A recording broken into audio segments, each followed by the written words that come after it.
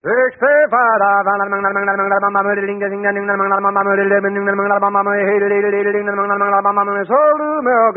Jack Benny Program, presented by Lucky Strike. Be happy, go lucky, be happy, go lucky, and be happy, go lucky strike today. I carry letters all day long, as happy as can be, but the letters that I really love are L, S, M, F, E. I gaze into my crystal ball, and what I see I like. He's not so dark or handsome, but he's smoking Lucky Strike. Be happy, go lucky, be happy, go lucky strike, be happy, go lucky strike today. Yes, light up a Lucky and enjoy the happy blending of perfect mildness and rich taste in one great cigarette, Lucky Strike. Remember, only fine tobacco gives you both perfect mildness and rich taste. And LSMFT, Lucky Strike means fine tobacco. So next time, try a carton of Lucky Strike and be happy. Go Lucky! Be happy, go lucky, be happy, go lucky strike, be happy, go lucky strike today.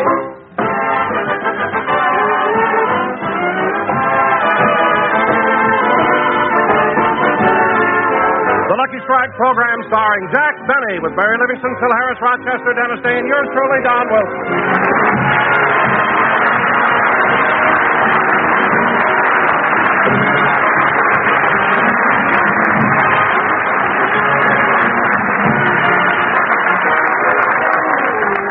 Ladies and gentlemen, Jack Benny and his cast are returning from New York, where Jack did his first television show. At the moment, they're in Mary's compartment aboard the Super Chief playing 20 questions. Now, let's see, Mary. We've used up 19 questions, and we found that you're thinking of something that's animal. He's very famous in show business and is over 6 feet tall. That's right, and you kids have only one question left. Geez, this is a hard one. Well, I'll take a guess. Is it Jimmy Stewart? No. Well, that finishes our 20 questions. Who is it, Mary? Harvey, the invisible rabbit. Oh, Mary, that's not fair. After all, Harvey doesn't exist. It's a figment of a man's imagination. So what? Universal just finished a wonderful picture about it. Yeah, and I can't understand it. How can a studio make a picture about something and nobody sees it? Warner Brothers did. Warner Brothers did. Some funny stuff. Let's get on with the game. It's your turn, Dennis. Okay, I got a good one. Well, is it animal, mineral, or vegetable? It's animal, I think. You think? Yes. Is a bird considered an animal? Certainly. Hey, Mary, the silly kid just gave himself away. Watch this. Tell me, Dennis, is it a bird? Uh-huh. You see, Mary? You see? Yeah. Dennis, is this bird extinct? No. Well, is this bird found in America? Yes. Is it a whippoorwill? No. A sparrow? No. A robin? No. A thrush? No. Wait a minute, Dennis. Is this a very large bird? Yes. An eagle? No. A buzzard? No. A hawk? No. Well, now, look, Dennis, does this... Wait a minute, Don. Hold it. I think I got it. Dennis, does this bird go to Capistrano quite frequently? Yeah. It's a swallow. No.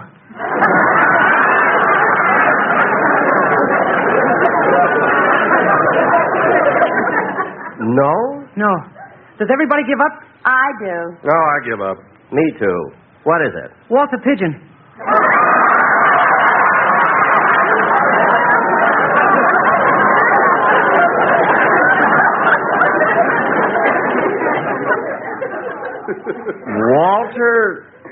Walter Pigeon?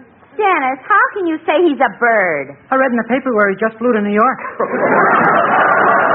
All right, Dennis, you thought he was a bird because his name is Pigeon and he just flew to New York. How can you say that he frequently goes to Capistrano? His mother lives there. Dennis, that's the silliest. Jack, it's your turn now. I know, and I've got a good one. You'll never guess this one. Go ahead, all you smart guys. Start guessing. Okay, Jack, is it animal, mineral, or vegetable? Animal. Is it alive? Yes. A human being? Yes. Has it got a mustache? Yes. My sister Babe?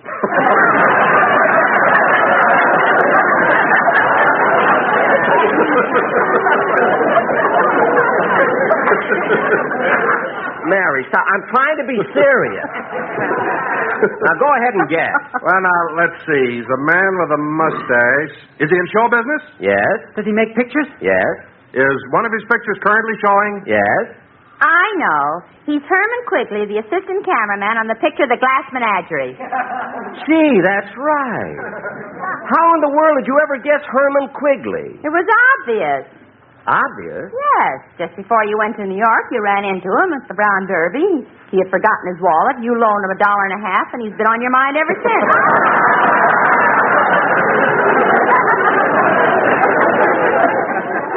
Yeah, gee, I hope he pays me back the money. Look, his watch doesn't even keep good time. Oh, for heaven's sake, Jack. Do you mean to say you kept a man's wristwatch for $1.50? Mary, business is business.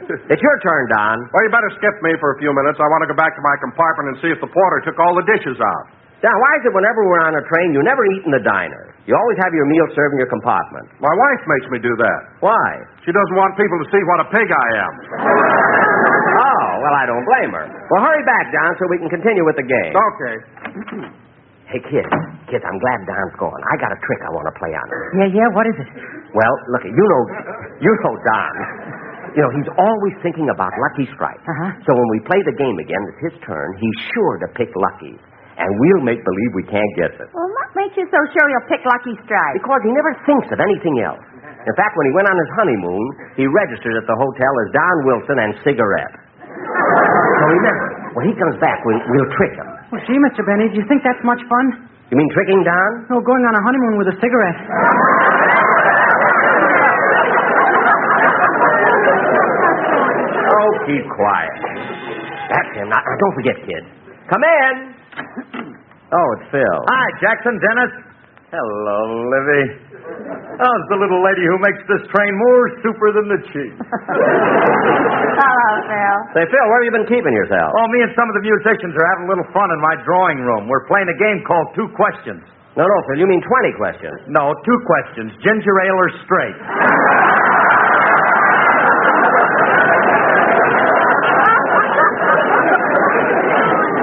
I should have known.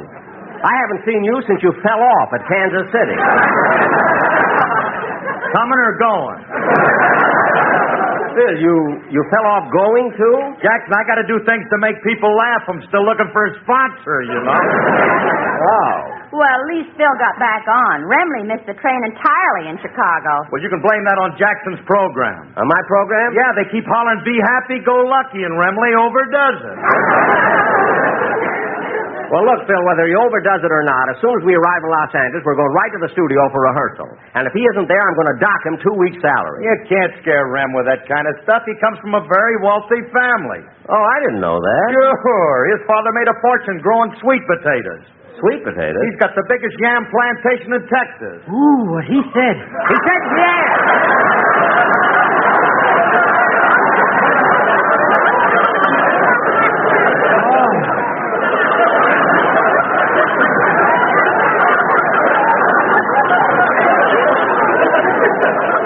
Now, look, Phil, this is as good a time as any to tell you.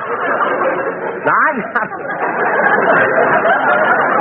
not gonna complain about Remley or the rest of your boys. On radio, nobody can see them. But what are you going to do when you go on television? That don't bother me, Jackson. I'm not going on television till they make them screens bigger. But, Phil, they already have 20-inch screens. I know, Dad, but if they don't get Harris life-size, you're being robbed. Oh, I'm sure of that.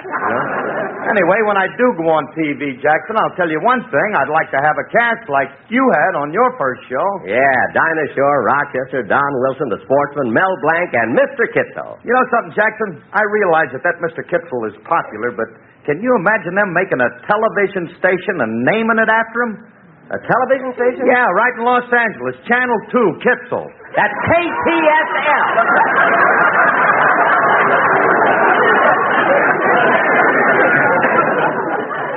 Kitzel. A natural mistake for a chap who fell off at Kansas City. Yeah. Well, so long, kids. I'll see you later. Bye, Phil. Bye, Phil. Now, kid, don't forget, we're going to soon. Hey, Dennis. Yeah? Hey, kid, I almost forgot. My arranger wants to know what song you're going to sing on the show next Sunday. Oh, I'm going to do Frosty the Snowman. Here's the music. That ain't going to do me no good. You sing it to me, and I'll sing it to my arranger. Oh, fine. Go ahead, Dennis. Okay.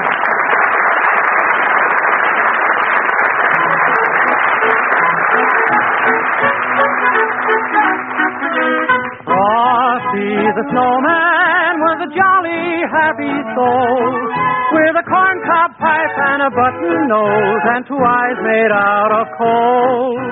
Frosty the Snowman is a fairy tale, they say. He was made of snow, but the children know how he came to life one day. There must have been some magic in that old silk hat they found. For when they placed it on his head, he began to dance around. Oh, Frosty the Snowman was alive as he could be. And the children say he could laugh and play just the same as you and me.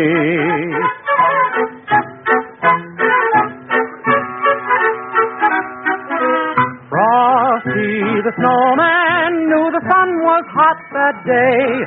So he said, let's run and we'll have some fun now before I melt away. Oh, down to the village with a broomstick in my hand. Let's run here and there all around the square playing catch me if you can. He led them down the streets of town right to the traffic cop. And he only paused a moment when he heard him holler, stop! Frosty the Snowman had to hurry on his way. But he waved goodbye, saying, don't you cry, I'll be back again someday. I'll be back again someday. You bet.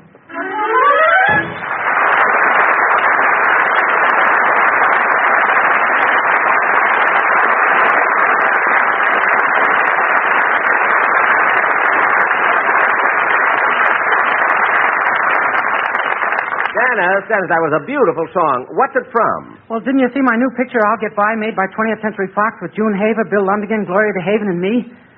Oh, is that where the song comes from? No, but I thought I'd plug my picture.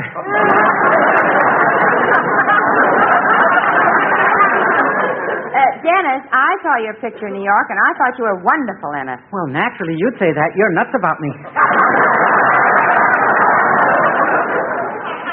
Look, she is not. What are you trying to do, break us up? Dennis, when Mary pays you a compliment, why don't you just... Oh, kid, that must be Don. Remember the trick we're going to play on him. Okay. What is it again? Look, when it's his turn, nobody guess that it's Lucky Strike, because that's what he'll give us. Come in.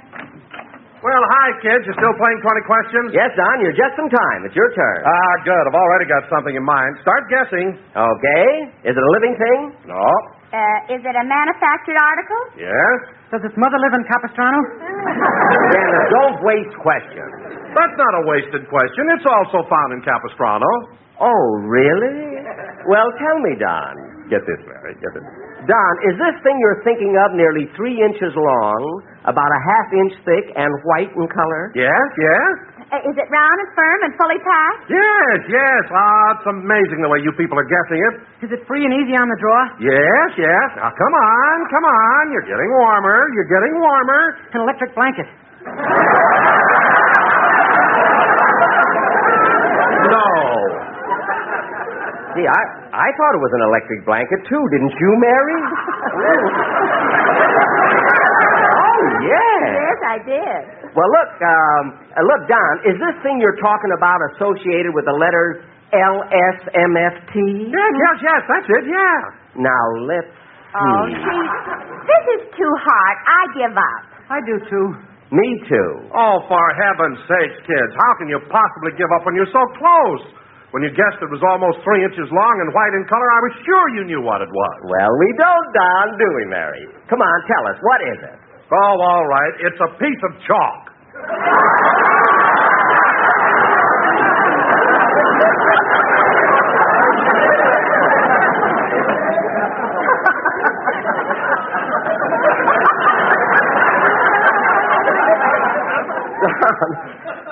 A piece of chalk? Don Wilson, you were thinking of the Lucky Strike, and you know it. No, I wasn't, Jack. Now, wait a minute, Don. I'll admit that chalk is white and can be 3 inches long. I'll also admit that it's round and firm and fully packed. But how in the name of Speedy Riggs are the letters LSMFT associated with a piece of chalk? But they are, Jack. LSMFT stands for Leibowitz, Sanders, McIntyre, Finley, and Teitelbaum, the biggest chalk manufacturers in the world.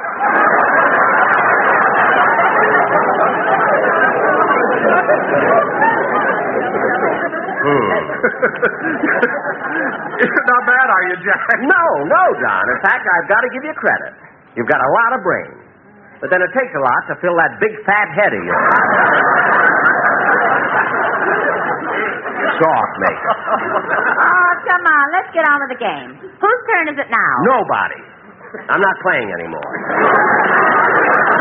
I'm going to the club car and read for a while. See you later. Largest chalk manufacturer in the world. Don just made that up. Leibowitz, Sanders, McIntyre, Finley, and Teitelbaum. That's almost as far-fetched as Batten, Barton, Durston, and little old Osborne.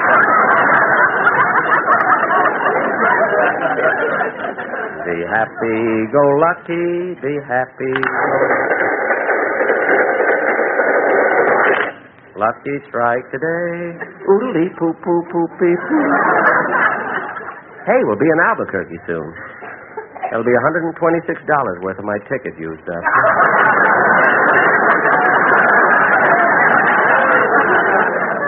Be happy-go-lucky. See, I didn't think the club car was so fun. Oh, pardon me, lady. Oh, why, certainly. Say, you're Jack Benny, aren't you? Why, yes. Yes, ma'am, I am. Oh, Mr. Benny, would you mind autographing this magazine for my granddaughter? Your granddaughter? Oh, I'll be glad to. There you are. Are you going to Los Angeles? Yes. I'm going to visit my son in Beverly Hills. Perhaps you know him. He's a competitor of yours. Oh, is he a comedian? No, he owns a laundry.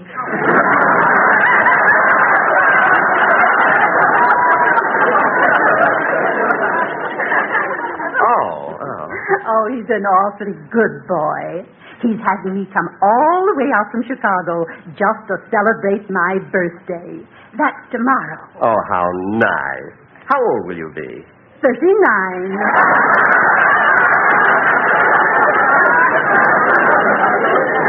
Oh, lady, you're teasing me. Yes, I am. I'm really 72. Then why do you tell people you're 39? It gets laughs.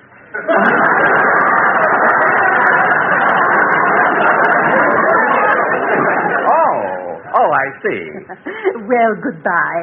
Thanks for the autograph. You're welcome. Goodbye. That's my fountain pen. Oh, I'm sorry. Here you are. Gee, she's a sweet lady. What she needs with a pen that writes underwater, I'll never know. Be happy, go lucky. Lucky strike today. Oodly-poo-poo-poo-pee-poo. Yeah, California's sure a nice place to live, Sam. Uh-oh, there's Rochester. He's in there talking to the porter. I'm going to stay here and listen to this. How long you been working for Mr. Benny, Rochester? 12 years, 6 months, and 14 weeks. Well, how come you know the time so exactly? My friend, when you're in Mr. Benny's employ, you don't get money, you get service stripes. Well, Rochester, if he ain't paying you much, won't you leave him? Oh, I'd never leave Mr. Benny. He may have his faults, but deep down inside, he's the kindest man I know. Really? Yeah, I'll never forget the time I had pneumonia. I was so sick. For a full week, I had 105 fever. And all that time, Mr. Benny stayed right with me, fed me and nursed me. No kidding. And then at 2 o'clock one morning, I passed the crisis. My fever broke and my temperature went down to normal. The boss looked at me, smiled, and said, "Rochester, you're going to be all right." Then he yanked me out of bed and shoved a broom in my hand. What's he complaining about? The house wasn't swept in a week. You know, Rochester, this ain't the first time Mr. Benny has been on one of my cars. I made this trip with him across the country several times. Man, it's murder.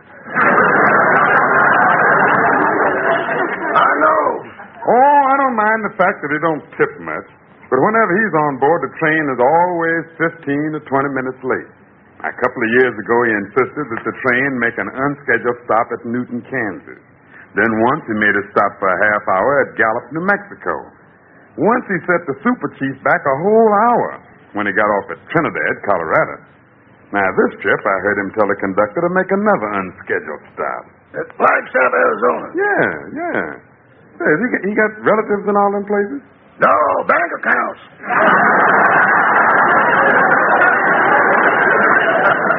I wish you wouldn't discuss my private affairs.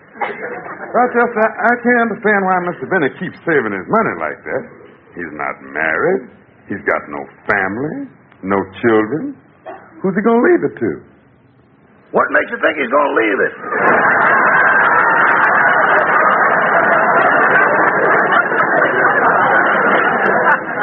Rochester. Huh?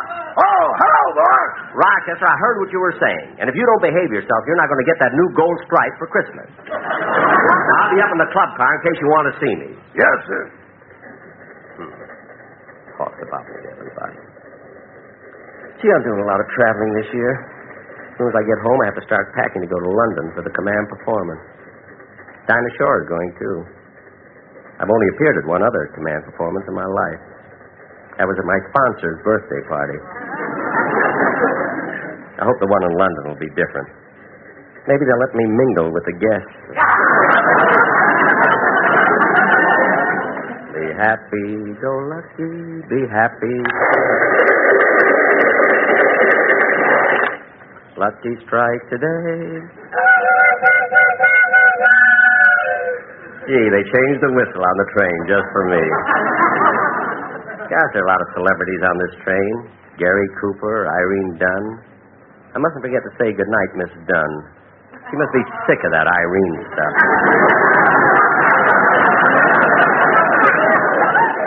Oh, look at that cute little boy. Hello, little boy. Hello, mister. What's your name? My name is... Say, aren't you Jack Benny? Why, yes, I am. I saw you on television Saturday night. You did? Uh-huh. I heard you play your violin. Thanks very much. Thanks? You're thanking me for playing the violin? Yeah. Sunday, my mom let me stop taking lessons.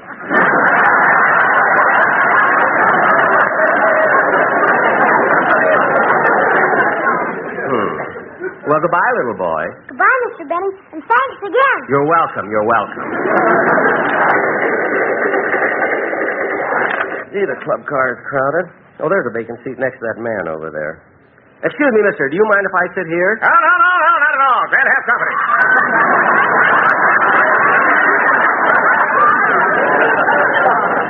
Thank you. Well, here's a late newspaper. I think I'll... Yes, sir, exciting out on the road. I'm traveling for Watson's Woolen Underwear. Watson's Woolen Underwear? Sure, you must have heard of us. We advertise on the radio. Watson's Woolen fits your snug, keeps you warm as a bug in a rug, one flat button instead of two. Watson's Woolen to the buy for you, kid.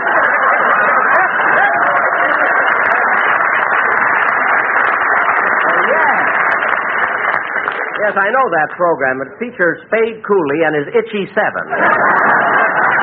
How's business? Well, not so good. Even bad in Chicago last week. Why, Chicago's always been a great underwear town. Windy city, you know. Yeah. I know, yeah.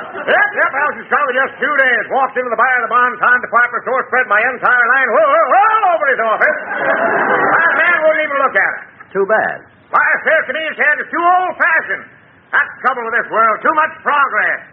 I used to carry a line of underwear, and all they were interested in was whether it had small flaps or large flaps. But today, they want to know whether it's got a 16 or 20-inch screen. Well, times have changed. Yep. Flannels to channels. I know what you mean. Oh, you in underwear, too? Not today. It's too warm. Have you been in the underwear business very long, Mr. Lane. Mr. Lane, have you been in the underwear business very long? Oh, just a few months. I used to travel for the firm of Leibowitz, Sanders, McIntyre, Finley, and Titlebaum. Oh, yes, the chalk manufacturer. Hey, you've been around. Oh, I've traveled a bit. Well, so long, Mr. Lane. So long. I'm glad there's nice talk to you there. Don't forget now, Watson's Woolen, fit your snug, keep you formal to plug in a rug, one flat button instead of two Watsons willing to buy for you. Tickle.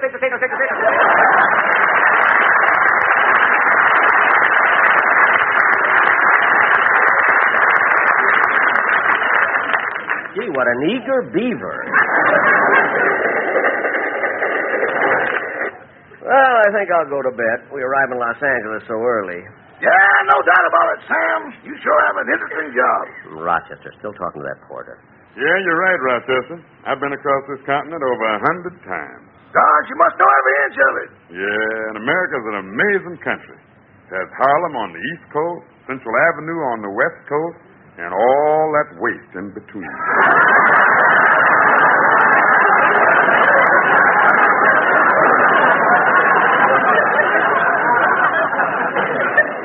Ain't the truth. Well, Sam, don't forget our date. The first Saturday night you're in Los Angeles, we'll go out with those two girlfriends of yours. Okay.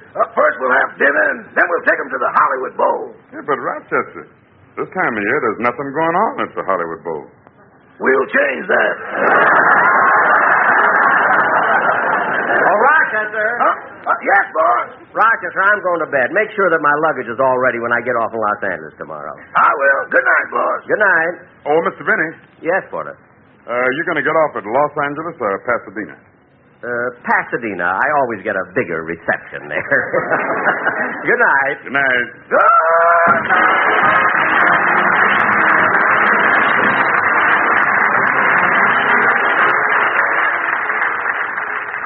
Ladies and gentlemen, the right and duty to vote in national and local elections is basic to our American heritage.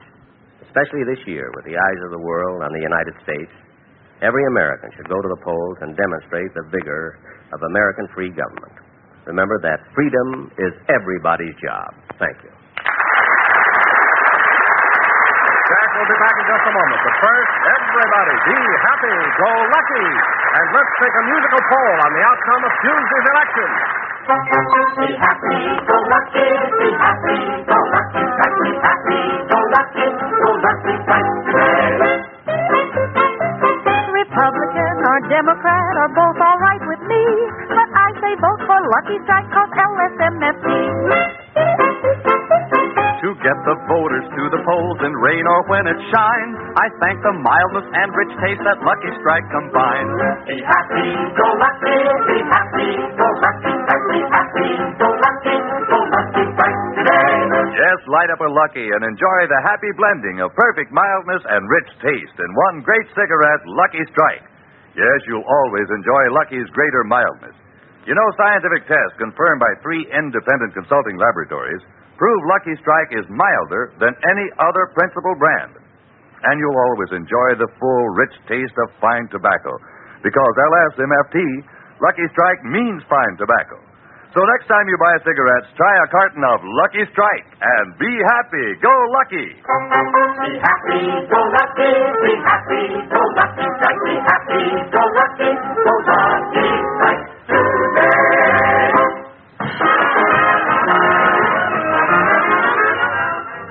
Ladies and gentlemen, next Sunday we're going to have a special guest star, Richard Widmark, who comes to us through the courtesy of 20th Century Fox. This studio, 20th Century Fox, released the Darrell F. Zanuck production All About Eve. 20th Century Fox would also like me to mention that they did not make The Horn Blows at Midnight. Good night, folks, and don't forget to get out and vote Tuesday.